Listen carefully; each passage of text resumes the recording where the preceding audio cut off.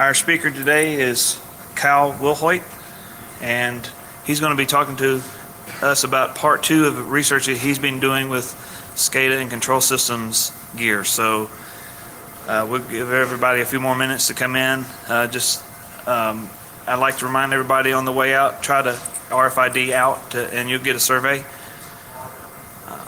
I appreciate it. Thanks for coming. Is the mic on? Okay. Okay. Oh, he's going to have a lapel mic. Can you hear me? Okay, good. Okay, good. Yeah, that's right. All right, Kyle. Okay. Thanks. Yep, thanks, Chris. As Chris mentioned, my name is Kyle Wilhoit. What I'm going to be discussing today is looking into who actually attacks SCADA and ICS devices.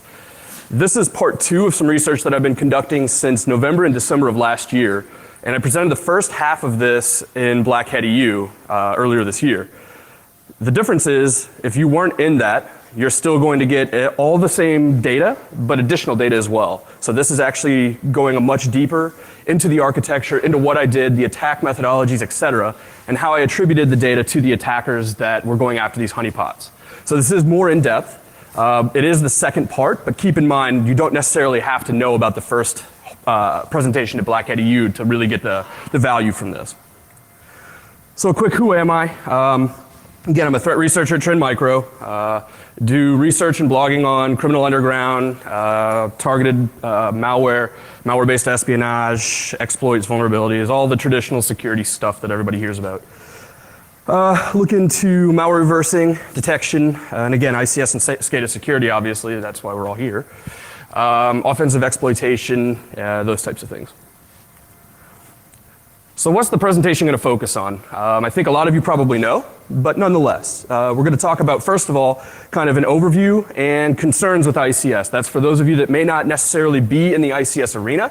But this is going to help kind of those individuals get introduced into the concepts and introduced into some of the basic concepts of ICS and SCADA. Also, we're going to look at who's attacking ICS devices, as well as the targeted attackers, looking into their methodologies, looking into some of the things that actually came up against the devices. So what are ICS devices? I know a lot of you already know this, but still need to cover that. They're used in virtually anything where production is created. So it's used in automobile manufacturing, energy, gas, water. Virtually anything that is produced uses ICS or SCADA in some fashion or another. They're notoriously insecure, as a lot of you have probably heard. A lot of the Shodan publication and all that stuff has come out. So it's notoriously insecure. The software is sometimes embedded, sometimes not. Proprietary operating systems, all these things kind of revolve around the ICS arena. And again, it's typically proprietary. So the operating systems, etc., are typically proprietary to that manufacturer, to that device. It's going to be helpful to look at a glossary as well. I'm not going to go through all these terms, but it's good to know whenever I start to use some of these throughout the presentation what they are. So human-machine interface is of particular importance in a little bit, as well as RTU, SCADA, Historian, and then the 2 protocols on the bottom, Modbus and DNP3. So again, I'm not going to go through each of these, but by the end of it, you'll understand what each of these do and how they work in conjunction with the honeypot. What does a typical ICS deployment look like? It's fairly linear and fairly common. So a lot of you are familiar with this type of a network layout. The only difference is you're going to notice a few things. First of all, there's really no security implementations, right? You're not seeing a firewall. You're not seeing any type of ACLs necessarily. You're not seeing any type of stateful packet filtering in any fashion, realistically. The reason I did this isn't because I forgot. It's because that's really truly reflective of an ICS environment. So keep that in mind as we start to step through some of the items that I'm going to be presenting today. As you can see, the Historian traditionally sits out in the DMZ, or traditionally what is known as the DMZ. Control center and then substations that sit off with RTUs communicating up through the chain. Look quickly at 2 different protocols. As you saw on the glossary page, there's Modbus and DNP3. First of all, Modbus. This is the oldest ICS protocol, and it controls I/O interfaces for the most part. That's just broad categorization, but for the most part, it does control I/O interfaces. There's no authentication or encryption, no surprise there.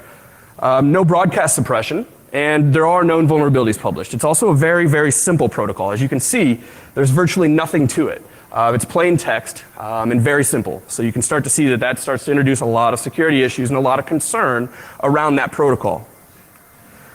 Now into DNP3. This is a little bit more complex. This is also very common. There's an authentication and encryption again. There are versions of DNP3, obviously, that do incorporate security methodologies, so authentication, encryption, etc.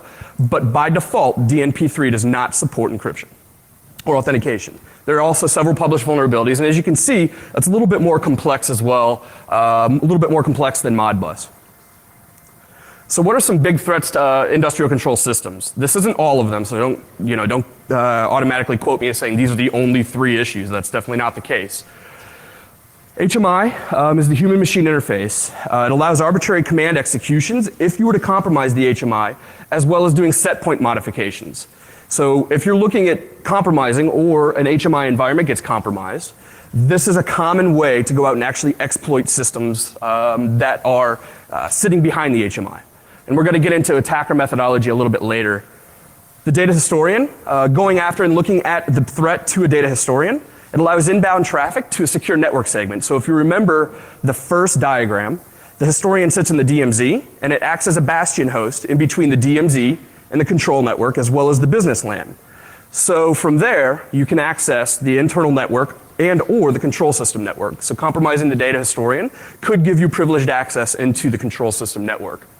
And then the RTU, the remote terminal unit, allows remote communication ability. Again, that's very similar to the way that the historian could be compromised. So it allows for remote arbitrary command executions and a remote communication ability.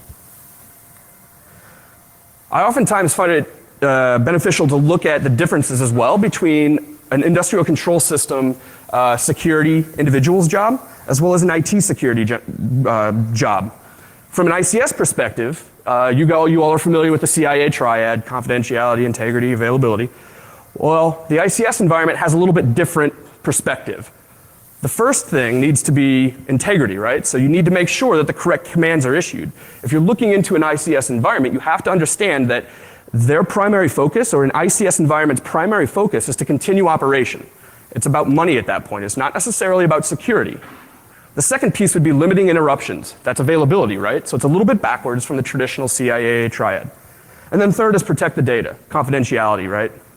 From the IT side, it's pretty obvious. Protecting the data, correct commands are issued, and then limiting the interruptions for availability. So it's a little bit backwards, but it's important to understand from an ICS standpoint what that mentality is. It's much different from a traditional IT security practitioner standpoint. So if we want to talk about pure numbers, the first half of 2013, this was released about a month ago, there's been over 200 confirmed incidents. And if you look at the actual pie chart breakdown, the energy sector accounts for 53% of those incidents. That's an interesting statistic as we start to go forward and look into some of these vulnerabilities and what's going on in these. As we all have heard, SCADA is internet facing, nothing new there, right? Everybody's heard this, everybody understands that this is happening. Some of the common places that you're going to see SCADA being produced and pushed out to the internet are listed here. So using Google is a pretty common one. I used some Google Foo to pull up some metering information. That metering information is actually from San Francisco. So I mean, it's very easy to start to pull data from internet-facing SCADA devices that are traditionally insecure. Shodan, as everybody's heard, eRIP, Pastebin, and Twitter. The reason I list these is because these are the methodologies that I was using propagating out my systems and getting them advertised to the world. So now that we've kind of looked at ICS, SCADA, IT security, all those wonderful buzzwords in general, now I'm going to talk about a story. So there was a water pump controlling pressure and availability. This happened in a total of 8 countries, population of roughly 50 million, multiple cities across each of these countries. So there's multiple cities in each of these countries across the globe. They're all internet facing. There's no security measures in place to speak of whatsoever. So this is the actual control units. This is everything that you can see, Modbus, everything. These are modified commands. They were attacked several times over a period of months. The attackers gained access, they exfiltrated data, and this data wasn't made public necessarily. This is not a story, actually. It happened, but the only difference is it happened in my basement. It also happened across the globe in a virtualized environment that I deployed to those 8 countries. We're going to step in now to look at the actual honeypots that I developed from a virtualized standpoint. This differs from the Black Hat EU talk that I did because I took the actual physical ICS device that I created, or ICS honeypot I made in my basement, I virtualized it, and then I deployed it worldwide on virtual instances across the globe. So in total, there were 12 total honeypots in 8 different countries, as I mentioned. China, Japan, Singapore, Australia, Brazil, the US, and one other that I don't remember the 8th one right now. It's been running since January 2013. This environment has been. It's a combination of NIC systems, Windows, and embedded system OSs as well. So I'm using a combination of all of these items, as well as open source SCADA devices and open source HMIs, etc. So I'm using a lot of open source tools as well. What does the attacker see? If they go out and they start to probe around and start to look, what do they see? It's fairly simplistic, right? From an internet's perspective, they go out and they see the external IP that's mimicking a control system, or otherwise known as, at that point, the HMI, human machine interface. And then behind that would sit the PLC. The way that the attackers would find these honeypots is probably a pretty common question that I've been getting. I've also been going out and I've been using Shodan, so a lot of times I'm seeing actual referrers come through and hit the IPs and hit the honeypots via Shodan. In addition, I've deployed it out on Pastebin as well. That's a pretty common propagation platform to be able to deploy out and put SCADA IPs. This is a water control, et cetera, et cetera. So I used Pastebin as well. That's fairly common. So what else do the attackers see? This is just a quick video of one of the particular honeypots. This is a testing honeypot that we developed.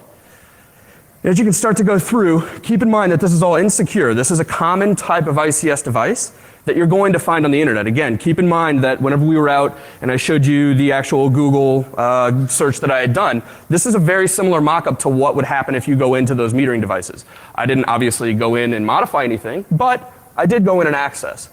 At this point, if you enter in an actual standard default password, log in, this is the HMI, you can go in, and this is where you can start to do system commands, shutdown, all these different items. It's very simple for them to get in, and it's very simple to go out and actually start to Google what default username and credentials are for these systems.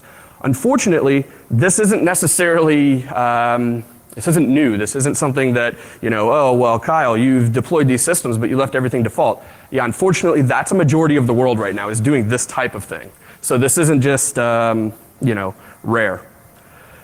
So this is the new architecture. The idea behind showing you the actual entire architecture is twofold. In the Black Hat EU talk, legally, I couldn't at that point, primarily because of the actual beef module up top. For those of you that are familiar with beef, we're going to go into detail into that here shortly. Legally, the lawyers at Trend Micro didn't really like me talking about essentially exploiting the attackers, but we'll get into that. So I might actually not have a job at the end of this talk, I don't know. So if anybody's hiring, let me know afterwards. So as you can see, there's a homepage system, and that dumps off to several other pages. So I have a Python script that I had created to mimic Modbus, and from that, the attackers could actually start to sniff traffic, look at the Modbus commands themselves, it's all clear text, etc., so fairly standard there. Once the attacker actually gained access to the actual HMI, so on the far right, the SCADA HMI, that's whenever I would run a beef module or a beef inject and actually inject the attacker, and that's how I would attribute who the attackers were. We're going to go into depth on that shortly. And then based on that, there's a lot of other HTML as well as ASP pages that are chunked off of that to make it more realistic. Pumping pressure, a lot of graphics. So if you make a modification to a set point, it will automatically modify a graphic, etc. So those types of things. Some of the tools that I used. SCADA BR, that was a really great open source HMI. I actually used that and modified some things on that. And that's what gave me the good HMI on the backside of the system to be able to issue and accept commands, modify set points, do all these things. Beef, obviously, I used as well. Also used OpenDNP3, which really helped out a lot whenever I was interfacing and creating a physical device. I've created some physical devices to deploy worldwide, etc. So I used that pretty heavily, as well as Snort and a couple other open source tools as well. to be able to monitor what the attackers were doing. So we're actually going to go into some of that as well. What were the vulnerabilities that I presented? These are fairly standard. Again, these are not new. These aren't anything that would be out of the ordinary on a traditional ICS/SCADA system. SNMP vulnerabilities, so read, write, SNMP, standard stuff there. Packet sniffing, IP spoofing, all the traditional types of attacks you'd see. Specific ICS vendor vulnerabilities. The first iteration, or the physical device, I actually deployed Siemens Symantec S7200, and that's what I was using to actually mimic these devices as well. I virtualized it after that because I was running out of budget, and those devices you have to buy on eBay, and it's a big pain. So that's why I virtualized it, to be able to deploy it worldwide and I don't have to really leave my basement. HMI server vulnerabilities.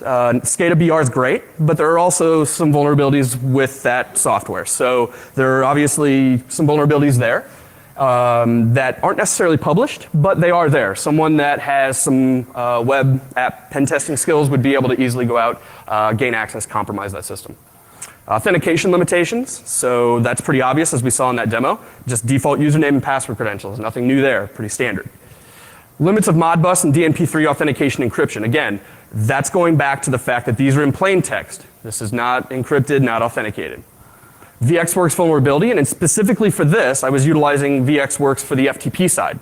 So I was utilizing a vulnerability in FTP that's easily attained, that information is easily gotten from the internet just by going out and Googling it. And then open access for certain ICS modifications, for fan speed, temperature, utilization of the ICS, et cetera. There were several instances that I left open pages, and I also tested instances that I left ICS/SCADA pages open and waited for those particular individuals to come in and see if they would modify those pages without even having to log into anything. We'll get into the attack statistics soon. So the next logical question would be, what is an attack, right? So I considered attacks only things that were targeted, first of all. And by targeted, I don't mean state-sponsored. I don't mean malware-based espionage. I don't mean those types of things. I mean targeted as in I was watching individuals perform reconnaissance on the devices and then going into not only footprinting but fingerprinting and doing all the traditional life cycle of attackers. That's what I considered an attack. I didn't consider automated scan attacks, et cetera, because that's really a waste of everyone's time, including my own. So I didn't include those. Only attempted modifications of the pumping system also. So anything that would compromise the operation of those particular honeypots is something that we were considering attacks as well. So anything that would be FTP, Telnet, Modbus, set point modifications, anything on that control system that could compromise the operation, I consider an attack. And only attempted modification via Modbus and DNP3. So if I was seeing protocol manipulation of any sort, I considered that an attack. Because that, at that point, shows that the attacker was gaining an understanding of the protocols and was going out and leveraging his skill set to be able to attack that honeypot. And then DOS and DDoS attacks will be considered depending on circumstances. Nothing of that sort ever happened, so that didn't come into play. But I wanted to consider that because DOS and DDoS in ICS SCADA environments can bring an entire system to its knees in virtually seconds.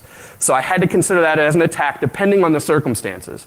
Again, there wasn't anything in that realm that was attacked, so keep that in mind.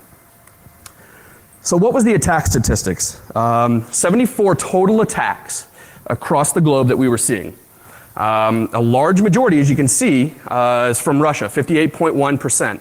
And again, I didn't just attribute this to IP. So for those of you that are like, oh, well, how does he know it's Russia? We're going to get into that. And I'll probably be without a job. So from a non-critical attack profile, right? Non-critical attacks are a bit different. And whenever I say non-critical attack, what I'm referring to is an attack that could compromise the future of the actual ICS device, the future operation of that device, meaning that if they could gain access to the system, they could be persistent in that system, but they may not have dropped that device at that time, or they may not have been exfiltrating data for that time. They may not be doing certain things. So they might just be resonant on the system, but not doing anything. And that's what I considered non-critical, quote unquote. There were 63 of those, and again, Russia at 67.2% kind of weighed in at first, and then you can start to see the breakdown after that. There wasn't a whole lot, but there were some interesting countries that showed up, Palestine being one.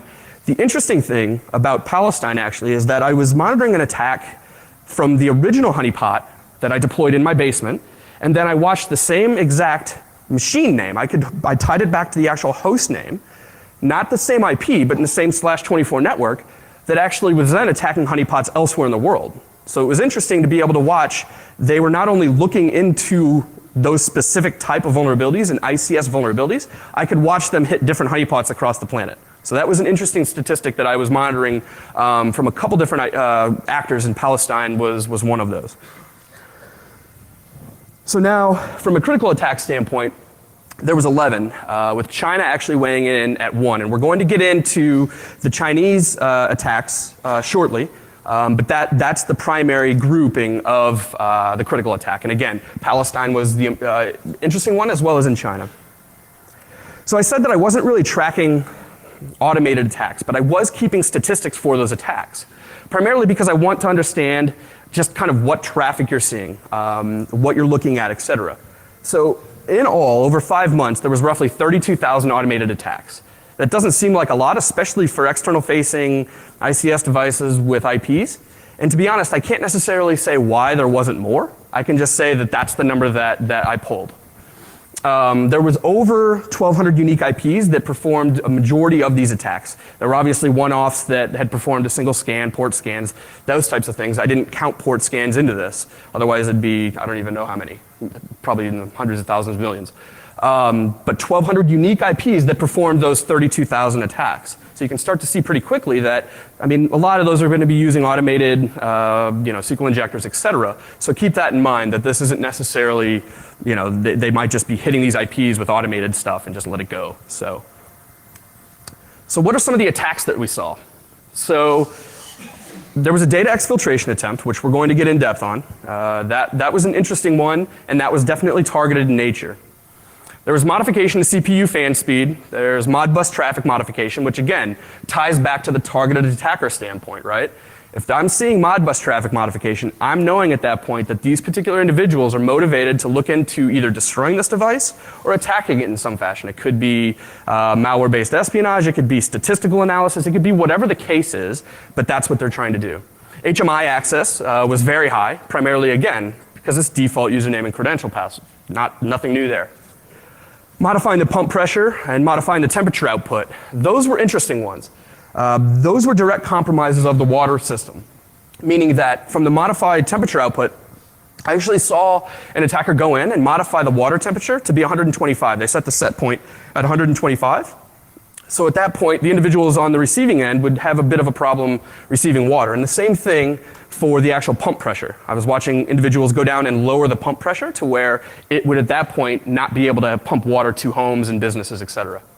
And then shutting down the pump system as well. So that was complete, just shut down the pump system. I want to drop it, be done with it. So from a snort standpoint, what did I see? So I used a couple different combinations. I used Digital Bond's quick draw SCADA snort rules, and that was a good base tool set to be able to go out and deploy onto these systems to be able to understand what I was seeing. I also made some custom snort rules to be able to accompany and look into other attack vectors that were coming in and other types of traffic that was coming in, so keep that in mind. Some of the ones that triggered, I'm not going to go through all of these, but the interesting ones are obviously the actual Modbus ones and DMP3. I mean, all these are protocol related. So again, these are targeted style of attacks. These are individuals that are going out and really looking into this type of stuff. So that was interesting.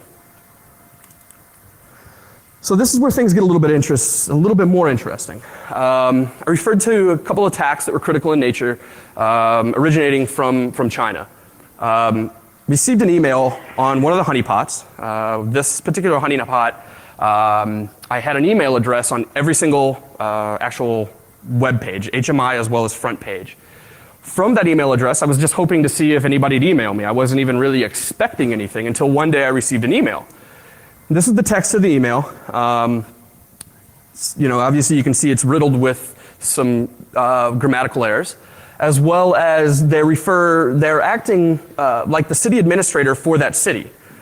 So it was a bit interesting because if I was in a city and the city administrator emailed me this asking me to fill out a document, I would question that.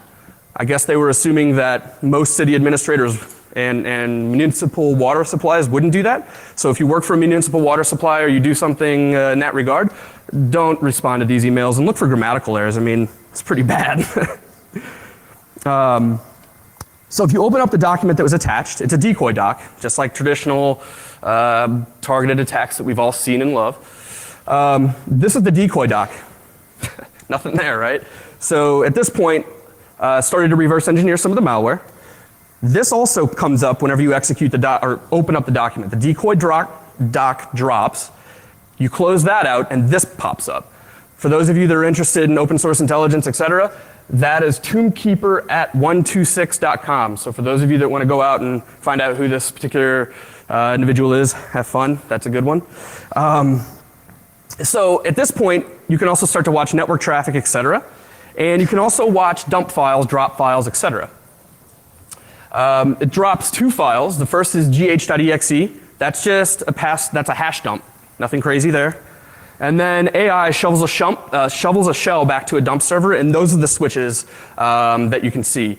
For those of you that are familiar with Mandiant's APT1 report, this is starting to make a little bit more sense now, and we're going to get into that. But for those of you that are familiar, you've seen this before. The malware is communicating to a dropped CNC server in China. It exploited the traditional CVE 2012-0158 vulnerability in Microsoft Office. Pretty standard there. So nothing crazy with that vulnerability, just standard. Malware communicating to these 2 drop servers, or 2 CNC servers. These 2 were in the US. That was also communicating to 2 other IPs that I can't disclose at this time because of the US government involvement, etc. But those 2 IPs have actually subsequently been taken down by the US government. So if you guys can go out and look at them, you're not going to find much. So execution. So upon the execution of that document itself, the decoy doc dropped and then started to execute background commands, etc. I noticed there were files leaving that particular server after 5 days. So they waited for 5 days. It executed. I watched traffic ping out, reach out. I watched some files execute, and then it went quiet for 5 days. And I'm going to show a map of the attack profile towards the end of this so you can get a better visual of how this attack happened over days, times, etc. So overall, what they exfilled was a fake VPN config file. So I just dumped a fake VPN config file that I literally just typed into Microsoft. I think I did it in WordPad, modified it to be an actual VPN config, and dropped it, and let them figure that out at that point. Network statistics dump, SAM database dump, and then they gained persistence just via the traditional process migration. So nothing too crazy there either. So the persistency mechanism is virtually the same as all targeted style attackers. They dumped the SAM database, and they were looking for lateral movement, perceived lateral movement, by dumping the network statistics, etc. Doesn't execute in Office 2010, so nothing crazy there. So if we look at the actual APT1 report, again, for those of you that are familiar, it's Comment Crew, that was their name. A lot of other groups have different names for them. Different threat intelligence agencies have different names. It included many APT variants that we've all seen, love, know, etc. One of particular interest to me, primarily because of this malware, was Hackspace.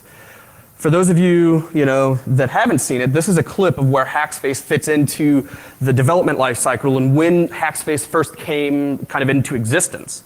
It was first seen in 09, latter part of 08. So that's whenever it first comes across. This is commonly used in the energy sector, seen across the board in the energy sector. This is the actual code of the malware itself. And you can see all of these 4 screenshots is the way that you can quickly attribute the data to Hackspace. So you can obviously see on the string dump to the left that it says the Hackspace at hash, $, etc. That immediately, from a targeted attack perspective, tells me what that is.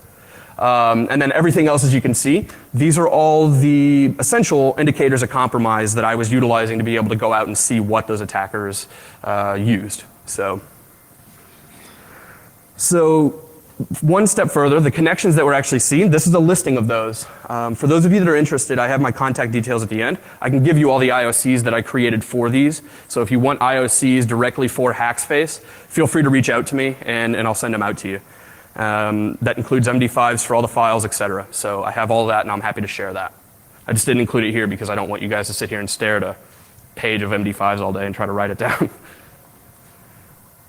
So from an attacker lifecycle, this is kind of where we start to look into the attribution framework, right? I start to look into the attribution framework a little bit differently because think about the attribution framework of an ICS attacker is a little bit different than a traditional pen tester, a traditional attacker in that realm.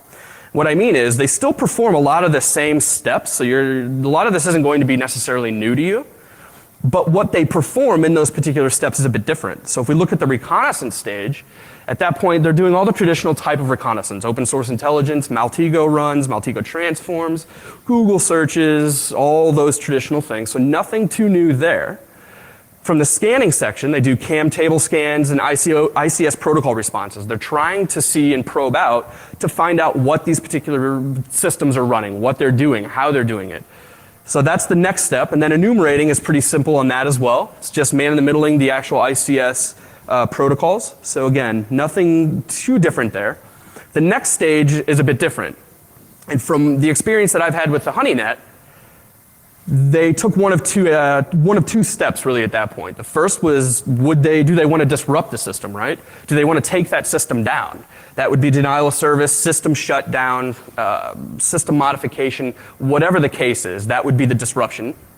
And then penetration is really kind of that targeted attack perspective. That's passive monitoring, lateral movement, and then progressing through that environment. So looking for other devices, looking to compromise other devices for whatever their purpose is. And then from the infection stage, that's pretty common as well. That's infecting ladder logic, so actually injecting it into the systems themselves, altering the process inputs, alter process outputs, so you're processing and altering inputs and outputs to any of those ICS devices. Disabling the alarms, that's a pretty important one. I've actually seen that one happen as well, that I actually saw individuals go in and disable alarms. So if there was an issue with the device, it wouldn't actually alarm the ICS engineer. That was an interesting issue because I saw some attackers that would go in and actually compromise the system, modify an alarm, and then leave. So that was somewhat interesting, and I actually started to probe into those attackers some. And then finally, just again, system shutdown, nothing too crazy there. It's kind of the same as disrupt. So now we're going to get into the stuff that could compromise my job. From an attribution standpoint, I really looked at three things. The first was IP, right? Everybody, oh yeah, IP attribution, that sucks. It's not, and I agree, it sucks. That's why I went to beef, and that's why I went to code analysis.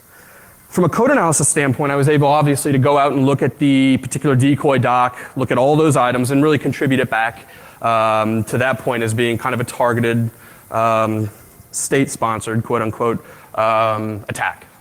Beef, however, I was using on a different fashion. I have to say this legally, that I utilized beef behind the actual HMI. So if we think about the architecture of the honeypot, the HMI is a secured area that had default username and password credentials.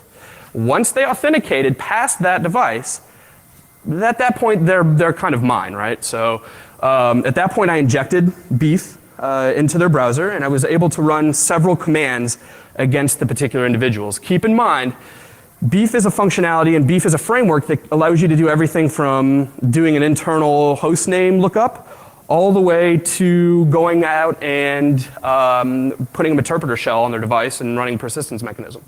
So keep in mind that this isn't, I didn't go that in depth because I had some discussions with law enforcement, et cetera, in the US, and they had advised me not to do anything that far. So I didn't do that. But what I did do was I detected Tor. So there's a methodology within beef that allows you to detect if Tor is being utilized on that host. So that's nice, right? Because a lot of times people are saying, oh, well, what's going to happen? You know, the guys are probably using anonymizers, Tor, whatever. Well, beef will help you identify if it's not, or if it's being utilized. You can get registry keys. These are the 5 things that I ran. Get physical location. So that actually works in a couple different fashions. One of the methodologies is actually kind of triangulating based on physical Wi-Fi signal. So it's actually helps you get a physical location of where that box is sitting. Get system information. That includes host name, internal IP, etc. And then get internal IP is pretty obvious as well.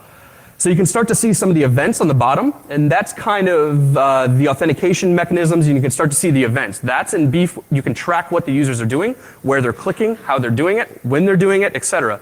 It will also show you refers.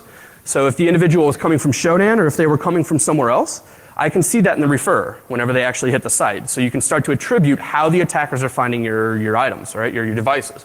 You can start to attribute that. And you can start to see as well that you can get mouse clicks, you can get virtually anything you want. If you run a script, I actually ran a script on this that when the attacker actually gained access, it would automatically inject them without any interaction from me.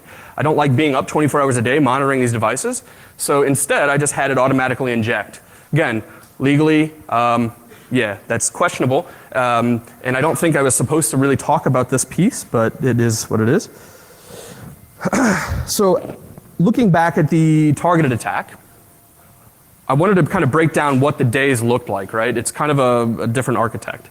So the attacker actually sent the spearphished email. The attachment was actually opened on a salted doc server. I had an internal server that had the VPN config file, salted documents, etc. I executed the actual document at that point because I wanted to watch exfiltration occur. I wanted to see if anything was going to happen. And to be honest, I didn't expect much to happen at all. This was way beyond anything that I had expected to occur. So whenever I opened the attachment, started to run obvious, Wireshark captures, TCP dump, etc. And that's whenever I started to see that a backdoor was shoveled. And then process migration for persistency is step 4. And then days 5 through 17, as I mentioned, this is whenever you're actually looking at when the attacker connected back in, and then the data exfiltration piece. Why there was a 5-day waiting period, I can't say at this point. I don't know. But what I can say is they connected back into 2100 Central Standard Time, and then they started to do data exfiltration directly thereafter. They did that for a period of about 30 minutes, a little bit more, and then they were gone after that. They dumped out again what I said earlier, config files, etc., and then they were gone, didn't come back. So from an attacker profile perspective, this is kind of lumping everything together and looking into the actual attacks themselves, right? So most of the attacks appeared to be non-targeted. That was, again, from the statistics earlier that I showed. The confirmed work, and I put comment crew in quotes because everybody has different names for that particular group. On one occasion, many attackers were opportunists. And whenever I say that, I mean, I noticed a lot of individuals that would be just port scanning /24, an external network. They come across an interesting box that has port 502 listening. And at that point, they probably went out and Googled and said, well, what is port 502? Oh, it's Modbus. Oh, that's an ICS system. Oh, I've read a lot about that on Dark Reading. I've heard a lot of stuff about ICS boxes being compromised all the time. So let's go out and start poking at it. So I saw a lot of that where individuals were doing port scans and then they just come across, and what I would think is that was the methodology. They'd find 502, go out and Google it, and start to go from there. And there was an uptick in crimeware. And whenever I say that, I'm referring to A, the attacks that were based in Russia, quote unquote. And then secondly, the amount of malware that was actually being dropped on the boxes from an automated standpoint. There was a lot of malware that I was watching dropped, and they weren't anything new. It's just a lot of the same type of stuff that you see every day. But there was an uptick in that based on the fact that I had a worldwide perspective, not just in the United States anymore. So it was a bit different in that regard. A couple things that I started to ask myself was, why would the attackers go after a municipal water plant, right? I know a lot of you are probably like, well, this isn't Shell Oil, this isn't ExxonMobil where they can go out and get, secret formulas or mapping data for the middle of the ocean. And I can't honestly accurately say why the attackers would want to do this. That's why I say that there's a lot of opportunists. The people that were going out, shutting down these systems and modifying things, that was to my best bet. What I would think to be just an opportunist that wanted to shut stuff down, or some script kiddie in his mom's basement that just wants to mess stuff up. And that's kind of what I was thinking. But I also get the question, well, if these systems get dropped, right, in the way you say they do, they got shut down, they got water pressure changed, etc. Does this happen in the real world, right? Does this actually go on? Does this happen? The interesting statistic about that is, or to think about it in a different way, I don't think anybody really knows. I mean, ICS engineers are a very smart group of individuals, but their primary focus is not on security. Their primary focus is on ensuring that those devices stay up. So if there was an actual security incident against an ICS device, if a device dropped, if a device changed water pressure, if something happened, set points got modified, Their primary goal and objective is that at that point is to get the system operational. It's not to worry about doing investigation on was there an event, was there a security incident. Their primary objective is to say, I don't give a damn about that, and I want to get the device back online so I can continue to mine coal, or I can continue to get water, or do whatever. So I think that some of these things are occurring. With what consistency, et cetera, I obviously can't say.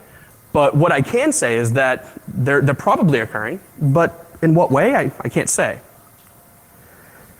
So finally, for some recommendations. So my Black Hat EU talk, there were some recommendations that I made there, and some of these are a bit different. So if you want a full list of recommendations, you can contact me and I'll send you the full list, or go out and you can look at my Black Hat EU slide deck and see the other recommendations as well. So it's a little bit different, but a lot of the same stuff.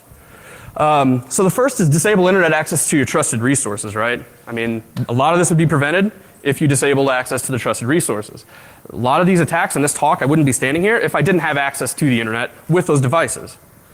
Maintain trusted resources at the latest patch levels. I think that's common, right? We hear that all the time. We say, oh yeah, always, patch your server, do these things.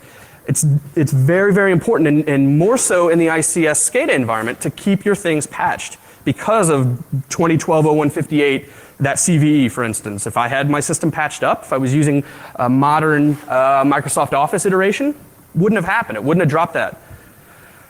And then make sure you're diligent in monitoring when those patches and fixes are released, right? Everybody says, okay, yeah, we're just going to deploy out new patches when they come out. Here's our life cycle, et cetera. But monitor those things, especially on the ICS world. I'm a big fan of two-factor authentication in whatever fashion or whatever iteration you decide to choose. That's not what the talk is about. What the talk is about is just saying, use two-factor authentication. It's not hard to implement. It can be costly, et cetera, but it's very important, especially on trusted resources, to utilize two-factor authentication at all, everywhere if you can. Control contractor access. I've actually seen a lot of compromises in ICS environments occur because of contractors. It's not the ICS engineer's fault. It's they have a contractor that comes in, they hook in their laptop to the ICS environment, they're going to do some updates on a Siemens device, and then their box is compromised, and guess what? Now you have malware running in the ICS environment that you can no longer control.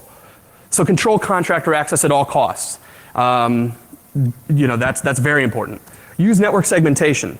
This is important as well, right? As we saw in the first diagram, ICS devices are traditionally segmented out from DMZ, et cetera. Ensure that you're utilizing that network segmentation methodology, and also put in security constraints in between those environments. Have firewalls, have ACLs in place, have those items in place that don't allow certain traffic in between those zones. Utilize just traditional security methodology. It's not hard to just throw in some cheap firewalls. Don't allow ICS protocols across corporate networks, right? Or other non-secured, non-controlled networks. Whenever I say don't allow ICS protocols, it kind of goes back to the segmentation piece, right? Go out, have the actual firewalls in place, and use the rules that are in place. Deny those things. Just do it in any default deny. Just be done with it. Implement a USB external media lockdown. This is a big thing as well. I've seen a lot of USB infections happen in those control networks, again, because a contractor comes in, and yeah, you don't allow them to plug their laptop into your network, but you'll allow them to have a USB drive. Okay, great. That USB drive has malware. They're going to plug it into your machine on the control network, and then you're owned. So keep that in mind. Use proactive protection. There's a lot of communities and a lot of people that go out and they say, don't use IPS, IDS in ICS environments because it has the opportunity to drop those devices, to break the boxes, et cetera. I, on the other hand, think that you should take a proactive approach and start to look into utilizing those technologies. Use IDS. Don't proactively block necessarily, but use IDS to get a visualization into what's going on in that network. Whitelist applications. This is important as well. Have a standardized set of applications that you're going to be deploying in those environments and stick to that plan. Don't make modifications unless it's absolutely necessary to do. Classify data and assets. This is the biggest thing. I'm a big proponent on incident response and forensics in the ICS world. And if you don't have a classified data and assets standard, you're not going to be able to perform incident response or forensics in that environment. I can nearly guarantee you. Primarily because if you have a list of data, or you have a list of machines rather, and you know what the criticality of those machines are, and you have that classified, you know how critical it is to go out and do incident response on those devices if something happens. So that's primarily for an incident response / forensic standpoint. Follow a standard. I'm not a huge standard fan, but in this case, it is good to follow some sort of a standard, whatever it is. If it's NIST, whatever the case is, use something. Not necessarily not PCI where you have to go down the checklist, but have it as a foundation, implement some of the protocol things there, et cetera. Use it as kind of a good foundation. Red team often. I know a lot of guys are getting heartburn out here hearing that piece, but I think it's important. You have to understand, just like a normal corporate network, you have to red team and blue team. The same thing applies, in my opinion, in the ICS world. Have a lab, for instance. Take all the devices that you have, deploy them into a lab, and then do red teaming in that. And if you find a vulnerability that you're exploiting, just fix it in the production environment. So have a lab set up for that if you need to. And then manage your vulnerabilities. That's kind of standard with the business environment as well. Just keep on top of your vulnerabilities, keep on track with what you're doing, and constantly stay on top of that. So with that, that's all I have. I have my email address, my work email address, and my Twitter name. Feel free, again, to reach out to me directly if you want any of the lists of indicators of compromise, MD5s, anything like that. Feel free to ask questions before, after, now, whenever you guys like. And thank you.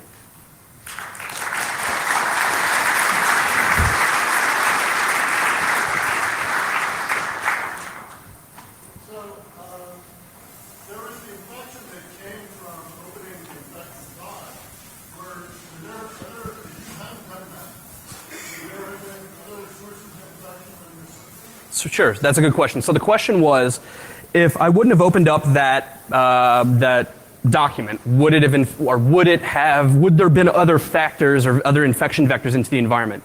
The short answer into the internal network is no. No, it wouldn't have.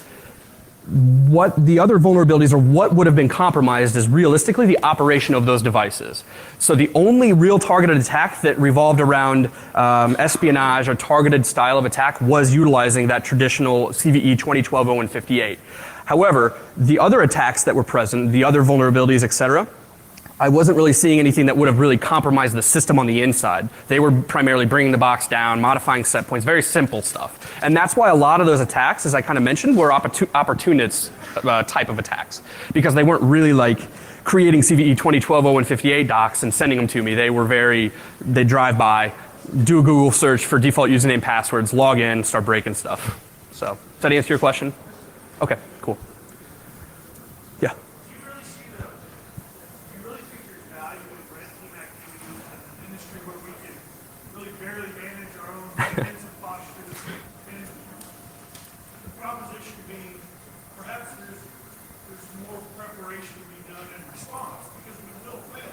Yeah. Then end of more proactive red team exercises.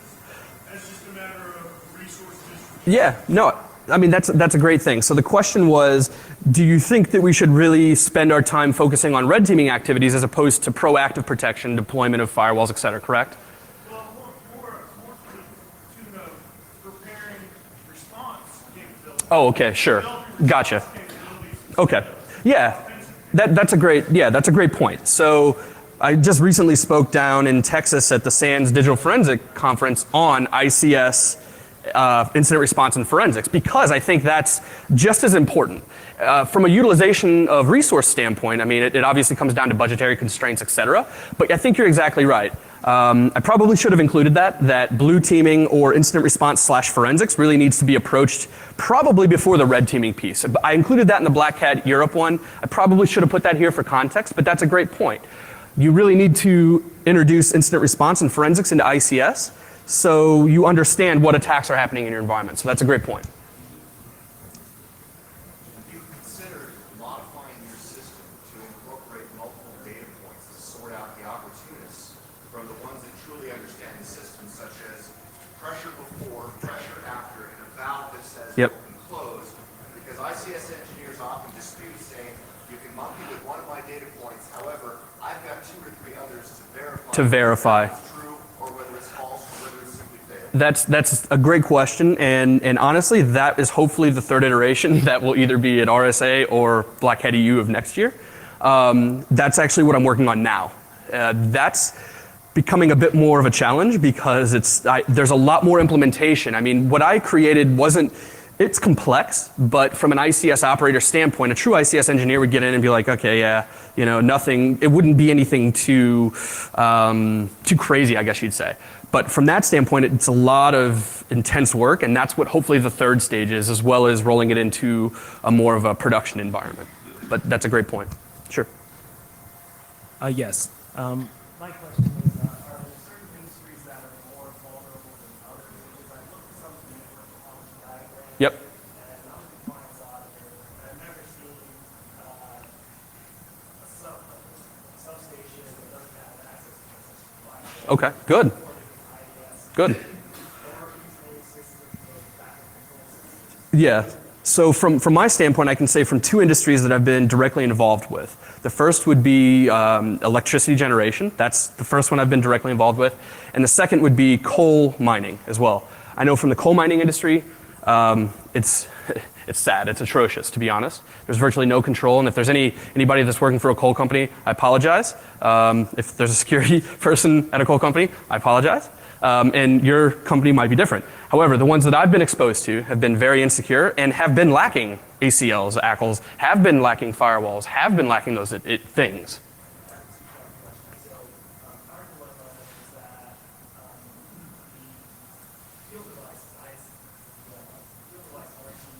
Yep.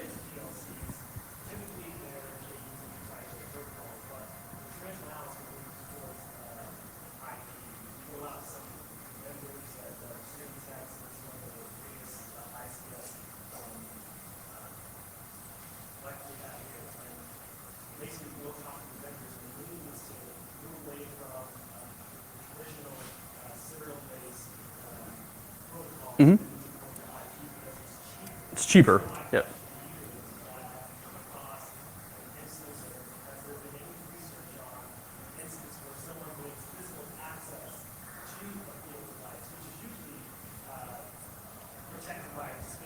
A fence, right? Or not even that in some cases, yeah.